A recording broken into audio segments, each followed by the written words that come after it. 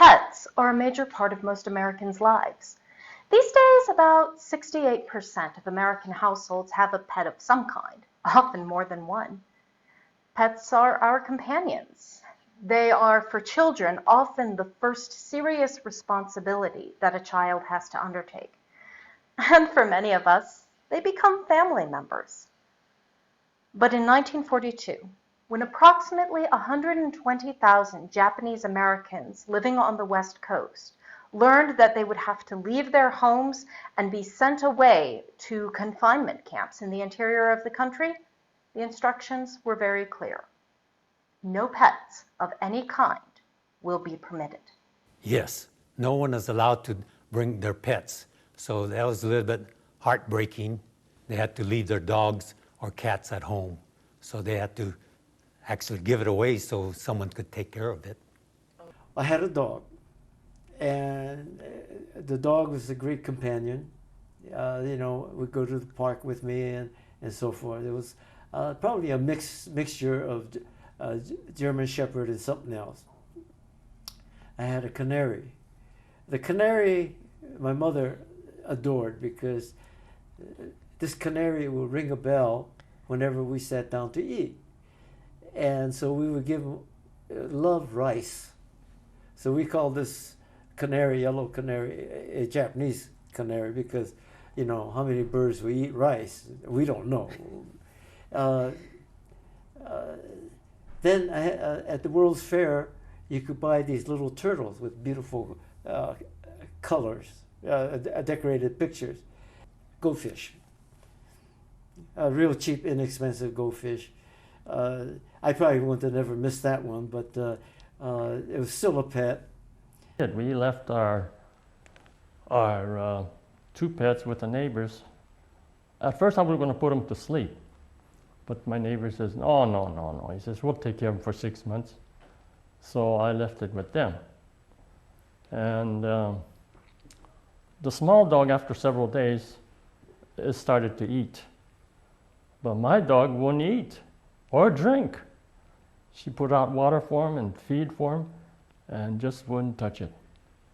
And walked around the house and just left a path and just passed away, lonely and sad. There are no statistics available on how many Japanese American families had to say goodbye to beloved pets as a result of these orders.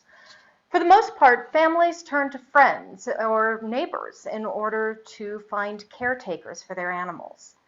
This wasn't always the safe option. There's at least one case where a Japanese American man asked a neighbor to look after his dog for him. The neighbor agreed and then shot the dog on the spot. Other neighbors agreed to look after the animals, but then could never be found again once the war was over to return them. Then other families weren't able to find caretakers at all.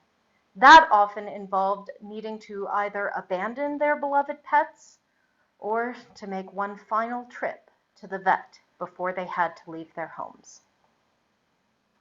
Once the Japanese Americans began arriving at Heart Mountain, however, it did not take them long at all to go looking for new pets, especially the children. Well, my friend Akira Yoshimura came and visited me, and we wanted to go explore. And we couldn't go beyond the barbed wire fence, so we went as close as we could to the barbed wire fence, and we saw a lot of sagebrushes and a lot of loose sandy dirt or sand. But there was a little mound there with a little hole. So we got a stick and we probed it. Well, we wanted to make sure that there was no rattlesnake in there. But a little bug that resembled a potato bug. And my friend Akira says, hey, let's find something so we could take that back as a pet. According to Shig, the bug they found was actually a scorpion, so it's probably just as well that they didn't succeed. Still, Shig and Akira's story, it was far from unusual. They were in a new land with new critters, And you name one of those critters, and odds are good someone tried to make a pet out of it. One of the most popular pets, especially for young boys like Shigyabu and also Robert Saito, were small lizards called horned toads. The horned toads were generally very easy to take care of, and they also tend to be very small, about 3 to 5 inches when full grown, and when young, often about the size of your finger. Even better, horned toads ate ants, which meant that they were both easy to feed, and also they were really useful in the camp for dealing with pests that got into the barracks. One resident, Yoshio Sagina, quickly became the caretaker of an entire colony of these horned toads. Sagina was about 60 years old, and he would go out and spend hours collecting ants in order to feed to a colony of about 20 horned toads that lived in his barrack in terrariums. In addition, Sagina's colony kind of served as a source of the horned toads that people kept as pets. If you wanted a horned toad for a pet, you could drop by his barrack and get one. In addition, if you ever got tired of your horned toad, you could always take it back, and he would take it back into the colony. There were other critters that lived in terrariums. Some people kept salamanders or other kinds of lizards that they had found. In addition to lizards, small mammals like prairie dogs and chipmunks were also very popular as pets, sometimes to the dismay of the camp administration. The Heart Mountain newspaper, the Heart Mountain Sentinel, regularly ran articles warning about the keeping of small wild animals and rodents in particular, especially during the summer, mostly due to concerns about tularemia, or otherwise known as rabbit fever. In his memoir, Robert Saito dedicates an entire chapter to his quest to find a pet. He looks for chipmunks, prairie dogs, sparrows, and every time he's either thwarted by his parents or by the critters themselves. And I had a ridiculous worm with no head, no eyes, but I left it in a Coke bottle, and I tie a knot on it. It could untangle itself. And I still can't figure out, nobody, even the biology teachers, can't figure out what that was. But we call it a horsehair because somebody said, well, some horse left a hair and that turned into this worm, and which is, I know, is not true. Years later, Shig learned that his ridiculous worm was actually a tapeworm. Estelle Ishigo noted in her book, Lone Heart Mountain, every animal was a potential friend except snakes and the crows that cast shadows as they soared and circled above the camp. In fact, even the rattlesnakes could become pets. Estelle's husband Arthur kept a rattlesnake in a wire cage outside their door. In addition, in an essay in the Japanese language literature magazine, the Heart Mountain Bunge, one of the essayists, Shuji Tanabashi, writes about hobbies at Heart Mountain, and this essay is mostly focused on his neighbor's habit of going out and collecting rattlesnakes because he liked to listen to the rattling, at least until the camp administration forbade rattlesnakes as pets due to safety concerns, at which point the neighbor in question replaced the snakes with a chipmunk. In fact, the camp even had a zoo. A general information bulletin from September 17, 1942, so barely a month after the first of the Japanese Americans arrived at Heart Mountain, declared proudly that Clarence Matsumura, who later was a very famous member of the 442nd Combat Regiment, he was the caretaker of a miniature zoo in one of the recreation halls, featuring rattlesnakes, gopher snakes, gophers, chipmunks, bats, rabbits, kangaroo mice, and field mice. In other words, animals collected from the local area. That's not actually all that surprising because Clarence Matsumura actually grew up in Wyoming. He had only just moved to Los Angeles when Pearl Harbor happened. So he actually knew the animals of the region.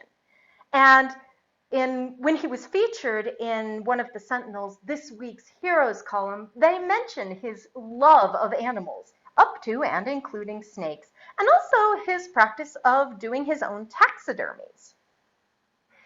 In addition to Clarence Matsumura's interest in the wildlife of the region, later Nature Society exhibitions featured in the Sentinel often mention live animals as well.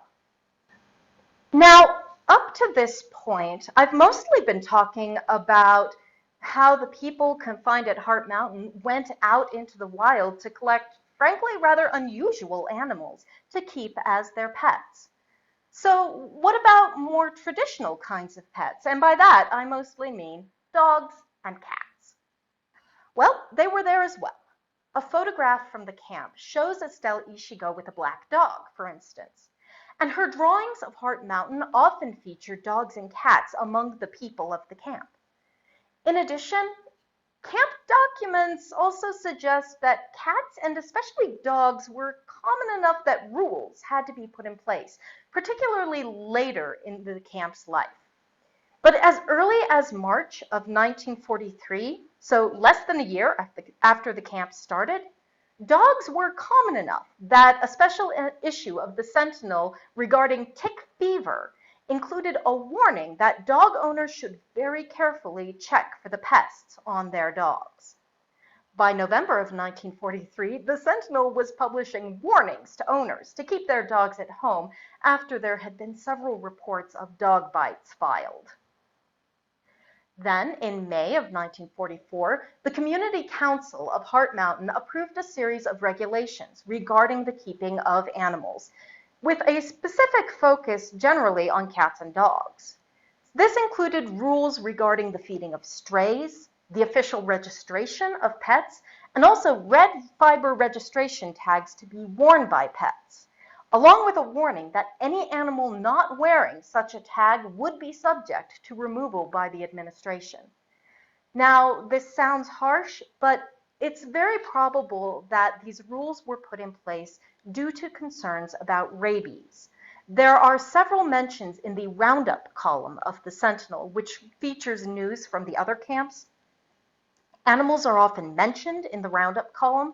Sometimes this is happy news, like talk about animal breeding that's happening, but there are several mentions of there being purges of strays in the camps due to a rabies scare.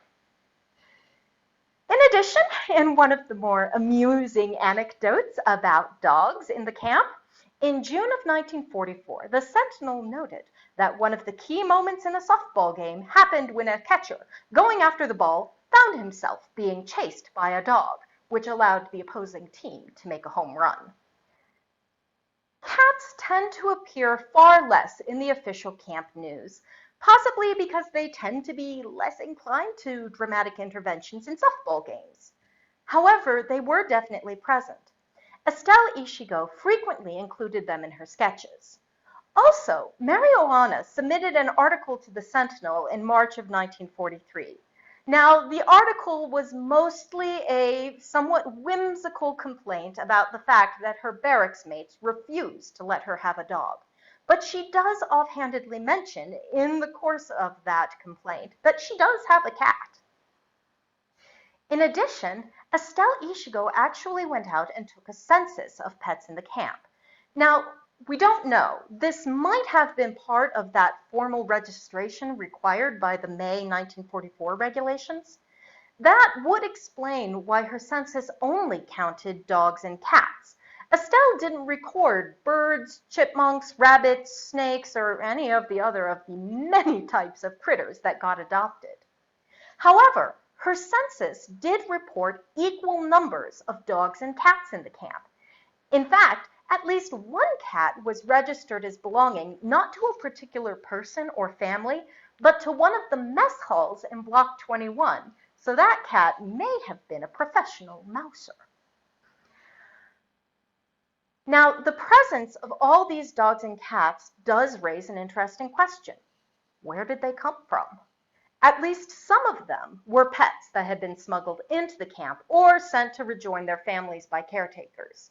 In January of 1943, the Sentinel reported that Chick Kawahara, who had been a professional dog breeder prior to the war, had had one of his award-winning dogs as well as one of her puppies sent to him at Hart Mountain. Now, it's not entirely clear what the camp administration thought of this, but one of the post office staff, Harry Estes, appears to have been a dog breeder himself. He runs several ads in the classified section of the Sentinel advertising registered dachshund puppies for sale. And apparently he left a Dalmatian with a couple in the camp. Also, apparently he'd offered Mary Oana a puppy as well, which triggered the fight with her roommates that led to the complaint in the newspaper. In addition, the people at Hart Mountain may have adopted strays and abandoned animals. In the 1940s, spaying and neutering were available, but they were less common than they are today. So I have yet to find solid evidence, but the oral lore here at Hart Mountain is that locals from Cody and Powell, when they found themselves with a litter of unwanted puppies or kittens on their hands, rather than killing the animals, which was a common practice but often very difficult for the people doing it, they would take the animals out to the area of the camps and leave them there. So this is possible. It certainly would explain the source of the cats in the camp, at least, since there's no mention of kittens for sale in the Sentinel. However, the most famous pet of Hart Mountain, of course, is the magpie Maggie that Shigyabu raised. Now, the American black-billed magpies, with their striking black and white plumage and their long tails that are quite possibly longer than their bodies, they're very common in the region. And like most corvids, which magpies in fact are, they are very intelligent birds and also very playful. One day Ken asked a group of us to go hunting. And you know, Wyoming is known for a lot of hunting. So we went down to the Shoshone River and we could hear magpies way out because of the hills, the echoing and so forth. We could see hundreds of magpie nests. And one boy said, I bet you cannot hit that nest. Why we select that one? So we all started shooting. And eventually we could see the magpie nest kind of moving, and all of a sudden we could see it halfway and then next hit the ground. It's pretty high up. It rolled down on the ground and stopped. Well, we were curious as to know what in the world, what does a magpie nest look like inside? So we went up there, we looked at it, and this little baby magpie bird begging for food with his mouth wide open. We looked for food, bugs or anything. From the Shoshone River, we tried to give him some water. And one of the little older boys said, that bird's going to die. I said, why? He says, the mother bird will reject that bird because it's on the ground. They can't bring it up to a nest. So at that moment, I says, that bird is going to live with me. I'm going to take it home. So the symbolism of this bird was that bird became an internee. It was free, living out in the open, in the Shoshone River, out in the forest. And here we walked back to camp, and here were the barbed wire fence. Each one of us opened it up for each other, and I held the bird, and I crawled back into Hart Mountain. That bird became an internee, just like we were, forced into camp. Shig managed to convince his mother to let him keep the bird. Maggie quickly became a well-known figure in Shig's block, with the mess hall saving the best scraps of food for it. Shig even taught the bird to ride on his shoulder, and Maggie loved to watch people go by and listened to them. I would say, whether I'm coming home or going out, I would always say, hello, Maggie. Coming home from school or whatever, playing with the kids, I would say, hello, Maggie. And one day that bird said, hello, Maggie. I said, oh, no. Is there somebody around? Is somebody playing tricks on me? So I went to the bird. We're face to face with each other. And I said, hello, Maggie. And the bird said, hello, Maggie. Well, next thing you know, the word got out. The whole camp knew that there was one bird that could talk. So people would come visit, whether it was young, old, or regardless of the age. It was fascinating. Well, what else is there to do? Next thing you know, the birds start using other words like, come on, Maggie, what you doing? Baka, which means stupid in Japanese. Ohio means good morning, so it would say Ohio. It whistled. The cat call was amazing. And it was socialized. It would go from one stairway to the next. But in the middle, across from where we lived, was two elderly ladies that used to sit and talk in Japanese, laugh and talk and laugh. And next thing you know, Maggie is in the middle of the two ladies, and you swear there was three old ladies laughing and talking. Finally, however, the announcement went out. The war was over, the exclusion of Japanese Americans from the West Coast had been rescinded, and Heart Mountain would close its doors in November of 1945.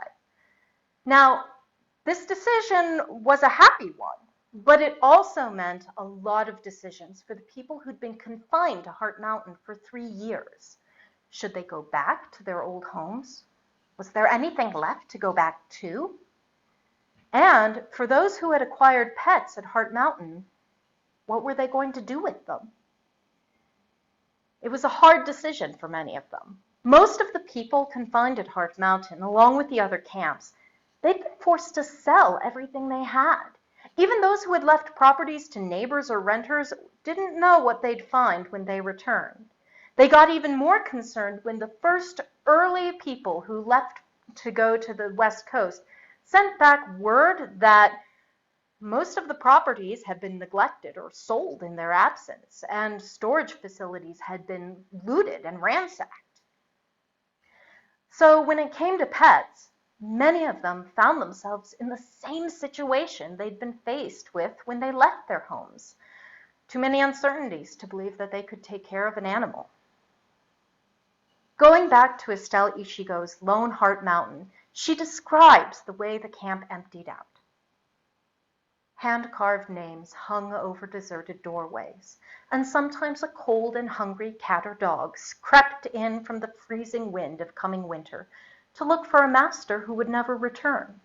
An old man carried a little bird from its cage and walked out into the field to let it free. Not everyone left their pets behind, however. And I don't know how we were able to manage it, but we had a dog. The dog that we had in Heart Mountain.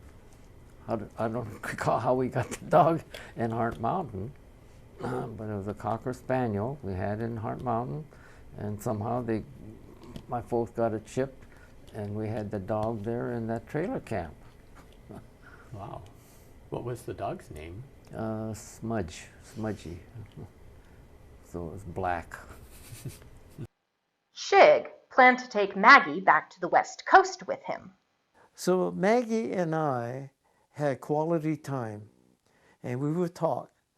When we get to San Francisco, we don't know whether we could actually have the city ordinance might not allow you to be in the city.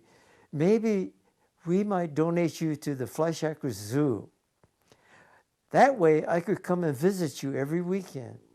And not only that, you have entertained all these internees at Heart Mountain, now you could entertain all the people from all over the world that comes to visit.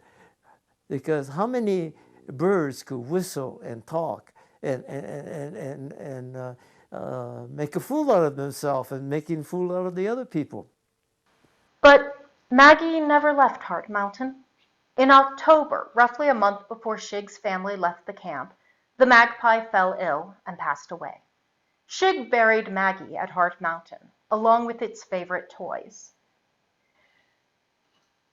Many people also never found the pets that they had left or given away at the start of the war.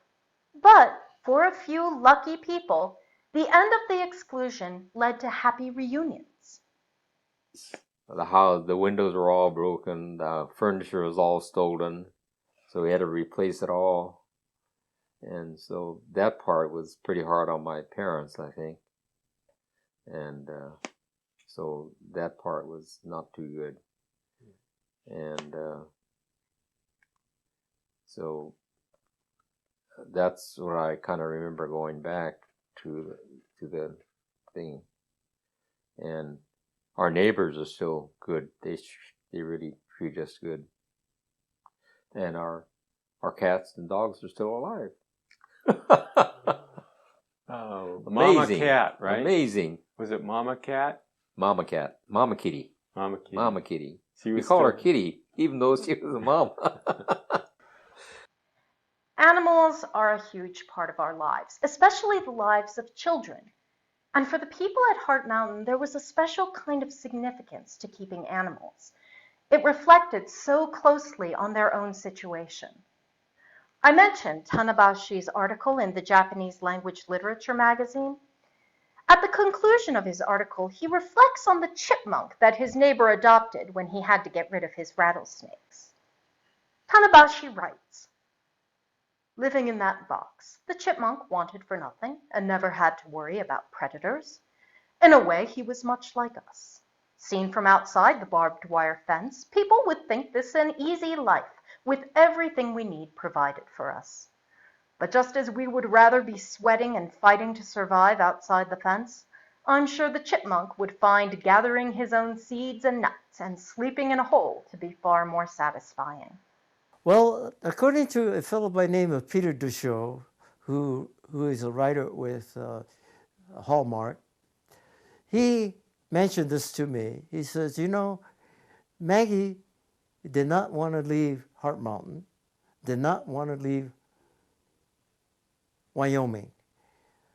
And Maggie felt that she kept all the internees' spirits up by entertaining to us, by her speaking ability, being close, and being associated with all of us. Years later, Shig wrote a children's book, Hello, Maggie, and it was illustrated by Willie Ito. Maggie's story, and the story of the other animals in the camps, remains one of the most powerful expressions of what life was like for the people of Heart Mountain, because we can all understand what it means to have to decide what will happen to your pet.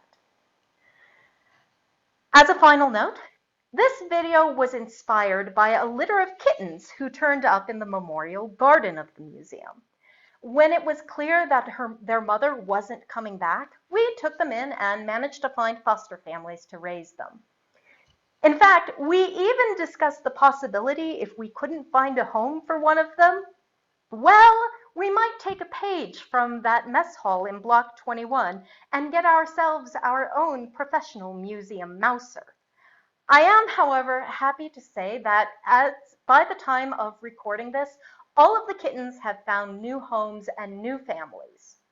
Still, it's clear the tradition of finding strays at Heart Mountain does continue to this day. Thank you for watching. As always, if you have any comments or questions or suggestions about other topics you would like us to cover in these videos, feel free to leave them in the comments section. In addition, if you'd like to learn more about pets at the camps in general, we've provided some links in the video description, so feel free to visit those. Finally, I'd like to give a special thank you to Shig Yabu, who provided a mountain of information while I was preparing this video. Also, I'd like to give a thank you to densho.org, which provided most of the live interviews which I included in this video. Once again, thank you very much.